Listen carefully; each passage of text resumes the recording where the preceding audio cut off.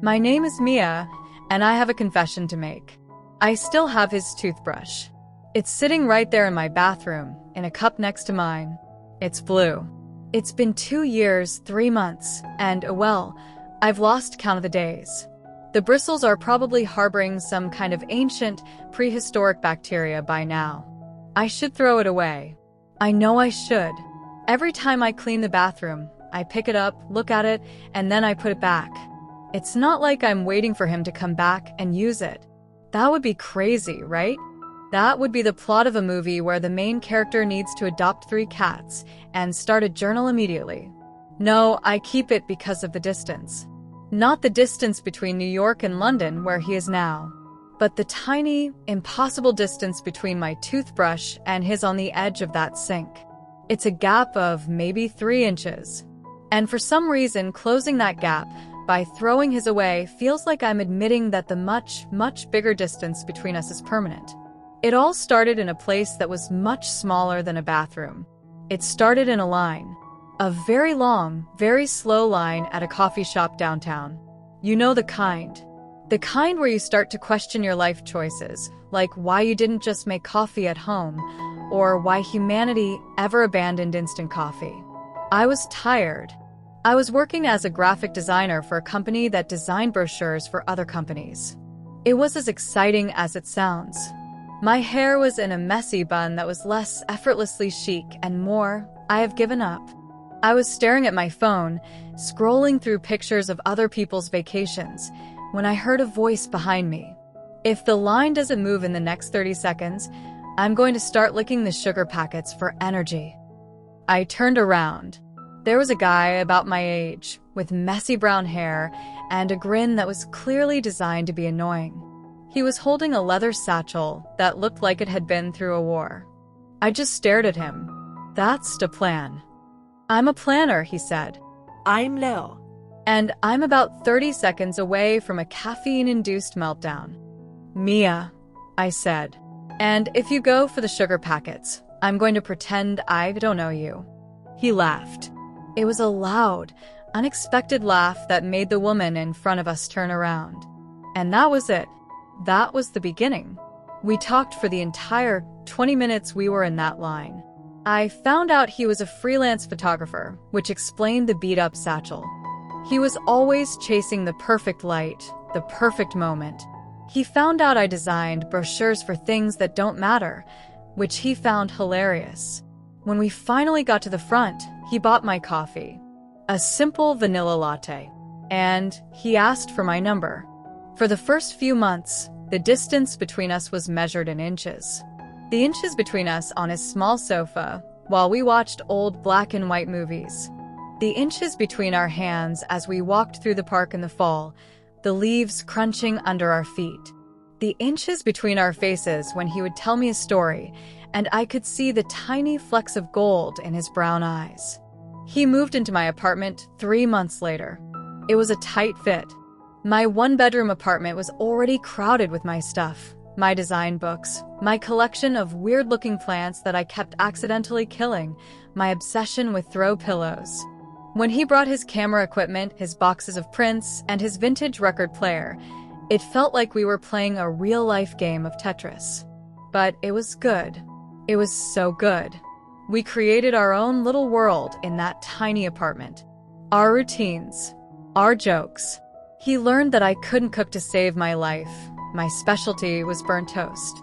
I learned that he talked to his cameras, calling them by names like Old Faithful and Beauty. The distance I loved the most was the one at night. He would fall asleep before me, always. And I would just lie there, watching him. The distance between my face and his was just a few inches. I could hear him breathe. I could see the way his eyelashes rested on his cheeks. In those moments, he felt so close, so completely mine. The first crack in our world came in the form of a phone call. It was a Thursday. Leo was out on a shoot. I was home, trying to revive one of my dying plants, a succulent. How do you even kill a succulent? When his phone, which he'd forgotten on the coffee table, buzzed. I wasn't going to look. I'm not that person. But it buzzed again. And again. It was a text from an unknown number. The preview on the screen showed enough. "Hey stranger, great to run into you today. We should definitely catch up properly soon. It's been too long. X." I stared at the little X at the end. Akish. It was just a text. A friendly text from an old friend. That's what I told myself. When he came home, I didn't mention it. I felt stupid for even noticing. But that little X was the first tiny measurement of a new kind of distance. It was a distance that wasn't physical. It was a distance of doubt. A distance of a question I was too afraid to ask. A few weeks later, he got the offer. A photography fellowship in London. For a year. Maybe longer. He told me on the roof of our building. We used to go up there to watch the sunset. He was so excited, so full of light. "Mia, this is it. This is the kind of work I've always wanted to do." And my heart, my stupid, selfish heart, just sank. I was happy for him. Of course, I was. But all I could think about was the distance. Real distance now. Not inches. Miles. Thousands of miles. An ocean. A year. I whispered. "It'll fly by," he said, pulling me close. "We'll video chat every day. It'll be fine. It's just a little distance." Just a little distance. He made it sound so simple. For the first few months, it was okay. We had our routine. He would wake up in London, and it would be my evening. We'd fall asleep together on video calls, our phones propped up on pillows. The distance between us was now the screen of a phone. I could see him, hear him, but I couldn't touch him. He would tell me about the fog on the Thames, about the crazy characters in his flat share, about a new little cafe he'd found. I would tell him about my plants, most of them had finally given up the ghost, about a new project at work designing a brochure for a cat food company, riveting stuff, and about how much I missed him. But a screen is a liar. It shows you everything, but it lets you feel nothing. The silences started getting longer. Not the comfortable silences we used to have, but heavy silences, full of things we weren't saying. One night, he was telling me about a party he went to. A gallery opening. He was talking about the art, the people. Then he mentioned her. "And this curator, Chloe, she's brilliant. She really understood my vision." We talked for hours. Chloe. "That's great, Leo," I said, and my voice sounded tiny, even to me. "She sounds nice." "She is," he said, with a smile that didn't quite reach his eyes on the screen.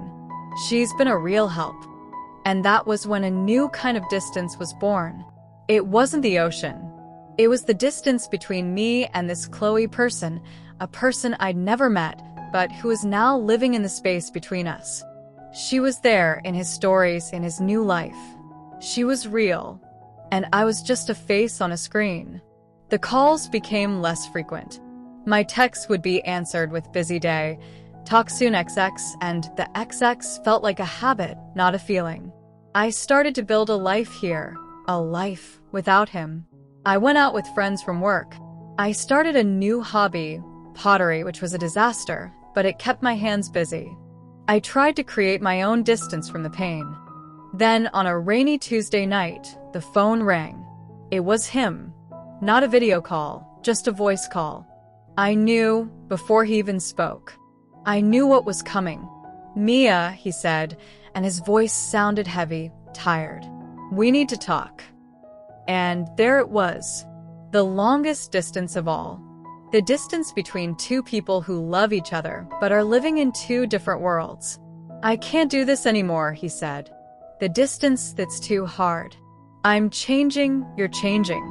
I feel like I'm failing you, failing us." I wanted to scream. I wanted to beg. I wanted to get on a plane. But all I could do was sit on my floor, surrounded by my dead plants, and listen. "It's Chloe, isn't it?" I asked, the question I'd been too afraid to ask for months finally escaping. There was a long pause. A pause that stretched across the entire Atlantic Ocean. "It's not just her," he said quietly. "It's everything. This life. It's different. and you're not here. And that was it. The call ended, and I was left in my apartment, a place that once felt so full of him, now feeling vast and empty. The distance between us wasn't just an ocean anymore. It was everything. That was 2 years, 3 months, and some odd days ago. Since then, I've learned to live with the distance. I've learned that there are different kinds. There's the distance between me and the memory of him. It used to be a sharp, painful distance like a cut that wouldn't heal. Every corner of this apartment held a ghost of him. The sofa where we watched movies. The kitchen where he tried to teach me to make pasta. I burned the water. Yes, I burned the water. The bathroom sink with his stupid blue toothbrush. I tried to throw it away, you know. A few months after the call, I picked it up. I walked to the trash can. My hand was hovering right over it, but I couldn't let go. It felt like if I threw that toothbrush away, I was throwing away the possibility. The tiny, stupid, irrational possibility that one day, the distance would close.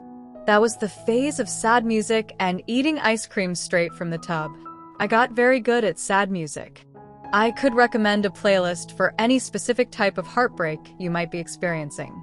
The I Miss His Laugh playlist. The Why Did He Have to Move to Another Continent playlist. The I Hope He's Happy Even Though It's Not With Me playlist. That last one was the hardest to make. But then, something funny happened. Life, I guess. It has a way of sneaking up on you. One day, I was in the pottery studio, covered head to toe in clay. It was a mess. There was clay in my hair, clay on my nose, clay on my favorite old jeans. I was trying and failing to make a mug. It had just collapsed into a sad, lumpy tower on the wheel. I let out a frustrated scream that was probably loud enough to be heard in the next county. Well, that looks about right for a Tuesday, a voice said from behind me.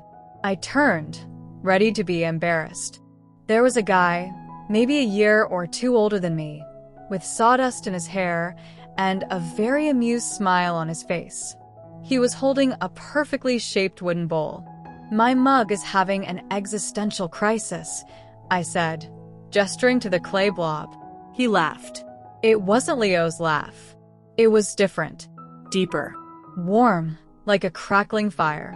I think your mug is past an existential crisis. I think it's achieved a state of pure, enlightened blobness. I snorted. Actually snorted. Are you a potter or a philosopher? Carpenter, he said, holding up the bowl. I build things that are meant to stay in one piece. Unlike your friend there. He pointed at my blob. His name is Bob, I said. And Bob has commitment issues. He smiled again. I'm Sam Kropka. Mia. And that was it.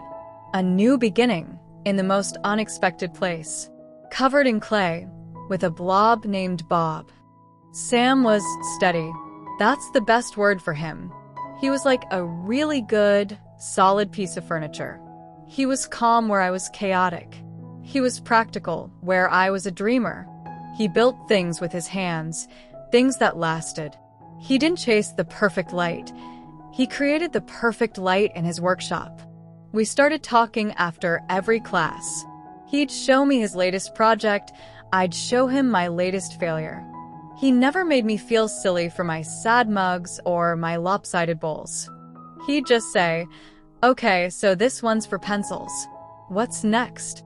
He was the opposite of Leo in every way. Leo was all passion and movement, a storm. Sam was a calm harbor. Slowly, carefully, the distance between me and my past began to grow. Not the sad, painful kind of distance, but the healthy kind. The kind that gives you space to breathe. To heal. One evening, Sam invited me to his workshop. It smelled of sawdust and wood polish. It was neat and organized, everything in its place. He showed me how he made a chair from a rough plank of wood to a finished piece. "It's about understanding the wood," he said, running his hand along a smooth armrest. "You have to work with its grain, not against it. You have to be patient. You can't force it or it will split." I looked at him, at his calm, focused face, and I thought about Leo, about how our love had felt like forcing a piece of wood that wasn't meant to be bent. We had tried to fight the grain, the natural distance that grew between us. And, in the end, we had split. Sitting there in the quiet of Sam's workshop, the smell of wood in the air, I felt a strange sense of peace. The distance between me and the pain of my past didn't feel so raw anymore. A few weeks later, I was cleaning my bathroom. It was a normal Saturday, and I picked up the blue toothbrush. I held it in my hand. I looked at it. I thought of Leo, and for the first time, it didn't hurt. It was just a memory. A nice memory, but a memory. I looked at the distance between my toothbrush and his. 3 inches. A tiny, meaningless space. I had filled it with so much fear, so much hope, so much sadness.